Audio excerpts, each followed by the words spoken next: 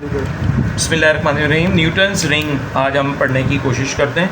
Newton's ring में basic rule क्या था कि इंटरसेक्टिंग कॉर्ड्स आपस में क्या होते हैं, बराबर होते हैं। इंटरसेक्टिंग कॉर्ड्स का प्रोडक्ट आपस में क्या होगा, बराबर होगा। तो वो क्या आएगा उससे रिलेशन,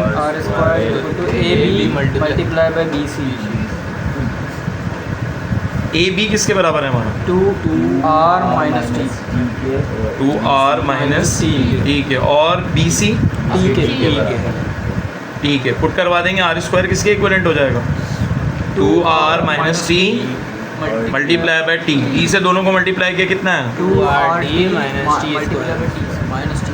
ठीक है। हमने क्या कहा, टी बहुत छोटा है किसके मुकाबले में, T square, radius of curvature R के मुकाबले में। तो क्या होगा, निगलेक्ट कर देंगे हम किसे, निगलेक्ट कर देंगे टी स्क्वायर।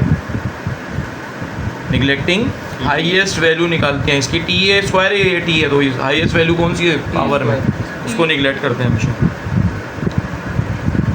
क्या हो जाएगा, आर स्क्वायर किसके बराबर आ जाएगा, 2r टी के। हमें आर की वैल्यू चाहिए आर स्क्वायर की, तो क्या करेंगे, taking root on both side. क्या हो जाएगा, आर पे स्क्वायर पे भी रूट आ जाएगा, 2r टी पे भी क्या आ जाएगा, रूट आ जाएगा। इस स्क्वायर से इसका रूट क्या बचा, 2r टी बचा। क्लियर है। अब हम इसको और करके, क्योंकि हमें पता है हमें आगे 2t की वैल्यू पुट करनी है, तो हम r को अलहदा कर देते हैं और 2t को जो मल्टीप्लाई में आगे पीछे कर सकते हैं। इसको क्या नाम दे देते हैं, इक्वेशन 1। अब हमें पता है हमारे दरमियान अगर हम ब्राइट रिंग के बारे में पढ़ लें, क्योंकि इसके अंदर ऑल्टरनेट डार्क और ब्राइट रिंग दोनों बनते हैं, हम पहले अब ब्राइट रिंग को डिस्कस करें। तो ब्राइट रिंग में कंस्ट्रक्टिव इंटरफेरेंस होता है, तो कंस्ट्रक्टिव इंटरफेरेंस के लिए 2n का क्या फार्मूला लग जाता है, m+1/2 लैम्डा। ठीक है। आपको पता है n की वैल्यू कितनी लेंगे, क्यों, क्योंकि यहाँ जो गैप फिलअप हुआ है वो किससे हुआ है, एयर से, और एयर के लिए n की वैल्यू 1 होती है।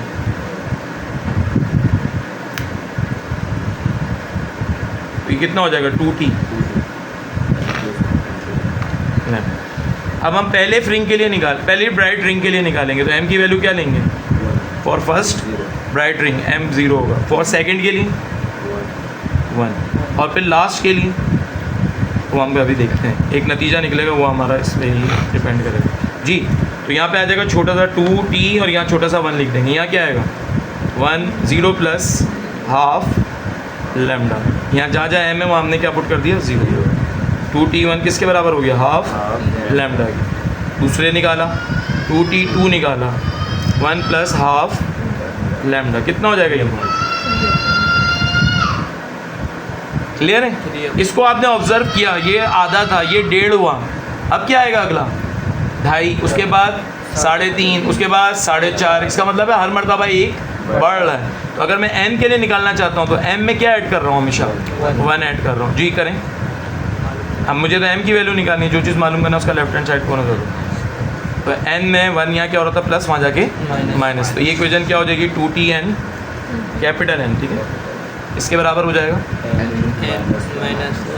n -1 प्लस हाफ, और बाहर है लैम्डा।